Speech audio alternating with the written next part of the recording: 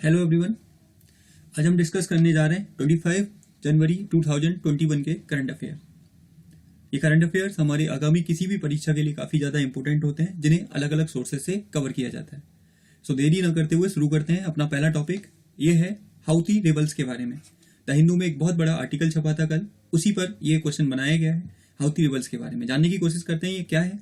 यह यमन का शिया विद्रोही समूह है जो अपने धार्मिक अधिकारों के लिए लंबे समय से संघर्ष कर रहा है।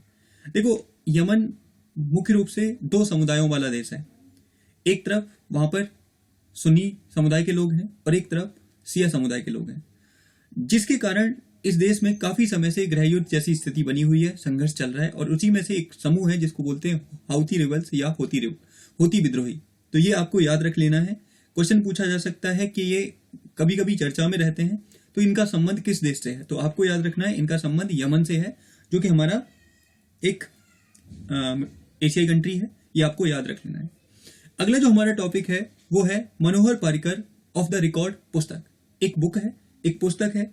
उस पुस्तक के बारे में पूछा गया है आपसे कि मनोहर पारिकर ऑफ द रिकॉर्ड जो पुस्तक प्रकाशित हुई थी, पूर्व रक्षा मंत्री तथा गोवा के मुख्यमंत्री श्री मनोहर पारिकर के जीवन के ऊपर इस पुस्तक को बासन शोभा प्रभु ने लिखा है। ये यहाँ पर जानना जरूरी है कि इस पुस्तक को लिखा किसने है। तो बासन शोभा प्रभु ने लिखा है। इस वजह से ये काफी न्यूज में है और एक ऐसी व्यक्ति के जीवन के ऊपर है जिसका पूरा जीवन राजनीति के क्षेत्र में लोगों के लिए काम करने में बेसिकली समाप्त हुआ।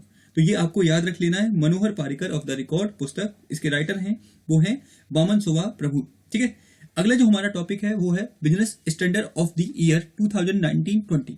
क्या है business standard of the year? जो सम्मान है वो किसको दिया गया है? फेडरल बैंक के CEO and MD Shri Shyam Srivastava को उनके बेहतर प्रदर्शन के कारण यह सम्मान उन्हें दिया गया है। ये आपको याद रख लेना है कि business standard of the year का अवार्ड उनको दिया गया है। ठीक है, उनके काफी अच्छे काम की वजह से उनको यह सम्मान मिला है। आगे टॉपिक है हमारा धरा भूमाफिया सॉफ्टवेयर। काफी ज्यादा न्यूज में, ध्यान से सुनिएगा। धरा भूमाफिया सॉफ्टवेयर क्या है? उत्तर प्रदेश सरकार ने अपनी समस्त भूमि के रिकॉर्ड रखने के लिए इस सॉफ्टवेयर को बनाया है। यानी कि उत्तर प्रदेश सरकार के द्वारा इस सॉफ्टवेयर को डेवलप किया गया है ताकि वह अपनी भूमि का रिकॉर्ड रख सकें। इसका मुख्य उद्देश्य भूमाफियाओं को नियंत्रित करना है। यह भी आपको याद रखना है, भूमाफियाओं को नियंत्रित करना है इसका उद्देश्य। और हाल में ही आपको याद रखना है कि 24 जनवरी को उत्तर प्रदेश का स्थापना दिवस मनाया गया था। ठीक है, यह स्टेट 1950 में बनकर स्वतंत्रता के बाद बना था। उसी को याद करने के लिए, उसी लम्हे को यादगार बनाने के लिए प्रत्येक 24 जनवरी को क्या मनाया जाता है? उत्तर प्रदेश दिवस मनाया जाता है। यहाँ के आपको पता है सीएम है श्री योगी आदित्यनाथ जी और गवर्नर है यहाँ की कौन है? आनंदीबेन पटेल। तो ये भी आपको थोड़ा सा याद रख लेना है। अगला जो हमारा टॉपिक है वो है प्रोजेक्ट लाइट हाउस। क्या है ये प्रोजेक्ट लाइट हाउस? तो ये है गोवा सरकार ने ऊद बिलाव की जानकारी इकट्ठा करने के लिए इस प्रोजेक्ट की शुरुआत की है। यानी कि गोवा सरकार के द्वारा ऊद बिलाव की जानकारी इकट्ठा करने के लिए इस प्रोजेक्ट की शुरुआत की है, जिसका नाम है प्रोजेक्ट लाइट हाउस। ये आपको याद रखना है। गोवा के सीएम है श्री प्रमोद सावंत जी, गवर्नर है भगत सिंह कोश्यारी जी, और यही है महाराष्ट्र के गवर्नर भी है। महाराष्ट्र के गवर्नर को ही अतिरिक्त चार्ज मिला है गोवा के गवर्नर का। तो ये दोनों पोस्ट यही निभा रहे हैं और यहाँ की राजधानी है पणजी। ये आपको याद रख लेना। और गोवा भारत का सबसे छोटा राज्य है क्षेत्रफल के हिसाब से, और यह 1961 में इसको पुर्तगाल से स्वतंत्रता के बाद भारत का राज्य बनाया गया था। ये आपको याद रख लेना है गोवा के बारे में। अगला जो हमारा टॉपिक है वो है अवलोकन सॉफ्टवेयर के बारे में। ध्यान से सुनिएगा। अवलोकन सॉफ्टवेयर, कर्नाटक के मुख्यमंत्री ने इस सॉफ्टवेयर को लॉन्च किया है।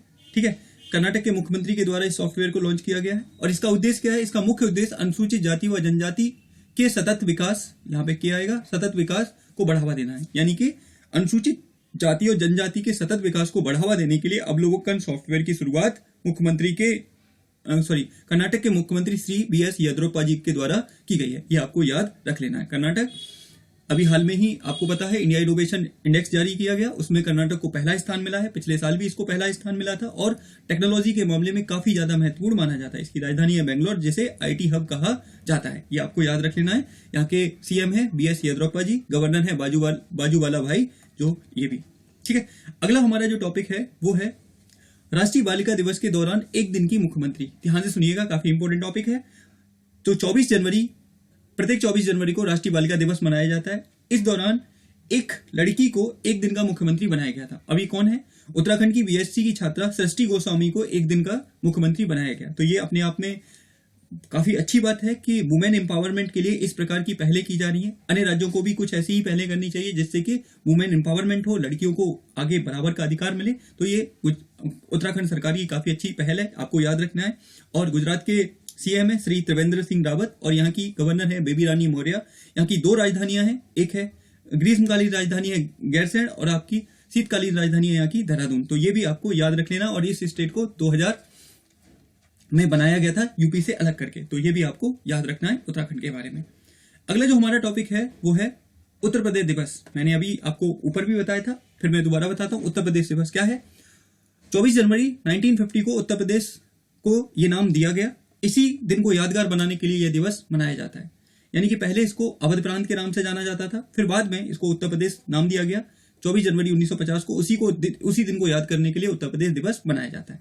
इस साल इसकी थीम क्या रखी गई है? Self reliant Uttar Pradesh, women, youth, farmers, development of all honour to all, यानी कि सबका विकास, सबका सम्मान, इस तरीके से ये डेवलप किया गया है। तो ये आपको याद रख लेना है यहाँ पे उत्तर प्रदेश के बारे में। कब? 24 जनवरी 1950 को ये बना था। उसी दिन को याद करने के लिए प्रत्येक 24 जनवरी को उत्तर प्रदेश दिवस मनाया जाता है। यहाँ के सीएम है श्री योगी आदित्यनाथ जी और यहाँ की गवर्नर है आनंदीबेन पटेल और यहाँ की राजधानी है लखनऊ, जो आपको अच्छे से याद रख लेना है। अगला जो हमारा टॉपिक है वो है भारत का पहला गैस से एथेनॉल बनाने का प्लांट। यानी कि भारत का पहला गैस से एथेनॉल बनाने का प्लांट हाल में ही ओपन करने की बात की गई है। अब क्वेश्चन उठता है कहाँ की जा रहा है, तो ये आपको जानना जरूरी है। हाल ही में महाराष्ट्र में सेल इस प्लांट को स्थापित करने जा रही है। यानी कि जो हमारी स्टील अथॉरिटी ऑफ इंडिया है वो महाराष्ट्र के अंदर चंद्रपुर नामक स्थान पर इस प्लांट को लगाने जा रही है। तो ये भी आपको याद रखना है, भारत का पहला गैस एथेनॉल बनाने वाला प्लांट। काफी इंपॉर्टेंट है, सो प्लीज याद रखिएगा। अगला टॉपिक है हमारा व्यक्तिगत श्रेणी में सुभाष चंद्र बोस आपदा प्रबंधन पुरस्कार। काफी ज्यादा न्यूज में पिछले कुछ दिनों में नेताजी सुभाष चंद्र बोस किसी न किसी कारण से लेकर काफी ज्यादा न्यूज में है। एक इनकी जन्म तिथि को याद करने के लिए पराक्रम दिवस की घोषणा की गई। इसके अलावा पुरानी हावड़ा मेल जो ट्रेन होती थी उसका नाम बदलकर नेताजी एक्सप्रेस किया गया। इसके अलावा उड़ीसा सरकार के द्वारा नेताजी टर्मिनल की स्थापना शुरुआत की जा रही है। तो उसी में व्यक्तिगत श्रेणी में सुभाष चंद्र बोस आपदा प्रबंधन 2021 अभी हाल में ही प्रदान किए गए हैं। अब हम जान लेते हैं ये किसको दिया गया है। आपदा प्रबंधन के क्षेत्र में योगदान के कारण यह पुरस्कार 2021 में श्री राजेंद्र कुमार भंडारी को यह पुरस्कार दिया गया है। यानी कि व्यक्तिगत रूप से यह पुरस्कार किसको दिया गया है? श्री राजेंद्र कुमार भंडारी जी को दिया गया है। ये आपको अच्छे से याद रख लेना। और संस्था के लिए अवार्ड किसको? Sustainable environment and ecological development society यानी कि सीड्स को यह अवार्ड दिया गया है। ये आपको याद रख लेना। व्यक्तिगत श्रेणी में किसको दिया गया है? तो व्यक्तिगत श्रेणी में दिया गया राजेंद्र कुमार भंडारी जी को। और संस्था की श्रेणी में किसको दिया गया है? तो sustainable environment and ecological development society को यह अवार्ड दिया गया है। ठीक है, तो आपको याद रखना है। अगला जो टॉपिक है हमारा जेल पर्यटन, यानी कि जेल टूरिज्म को प्रमोट करने के लिए हाल में ही महाराष्ट्र सरकार ने जेल पर्यटन शुरू करने जा रही है। सरकार इसके तहत लोगों को स्वतंत्रता सेनानी वाली जेलों से परिचित कराना चाहती है। यानी कि सरकार का उद्देश्य है कि जिन जेलों में स्वतंत्रता सेनानी रहे थे उन जेलों में लोगों को टूरिस्ट की सुविधा दी जाए ताकि वो वहां पर रह सकें। आपको याद रखना है ये पहली ही जेल होगी जहां पर, पहली नहीं इससे पहले भी हो चुका है ऐसा। तो यहां पर लोगों को पे करके जेल में जाने की सुविधा मिलेगी जहां पर वो जेल जैसा माहौल देख सकते हैं। ठीक है, अगला जो हमारा टॉपिक है वो है नेताजी बस टर्मिनल। क्या है ये?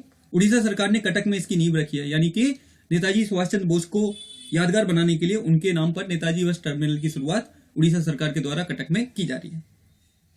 तो ये थे हमारे करंट अफेयर्स। आज करंट अफेयर थोड़े कम थे क्योंकि कल संडे था, तो संडे को ज्यादा खबरें आती नहीं है, इस वजह से ये थोड़े कम थे। लेकिन जो भी थे काफी इंपोर्टेंट थे, जिनको हमने अलग अलग सोर्सेज से बनाया है।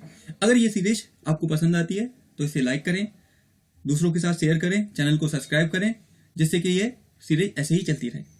तो मिलते हैं कल नए करंट अफेयर्स के साथ, तब तक के लिए आप सभी का धन्यवाद।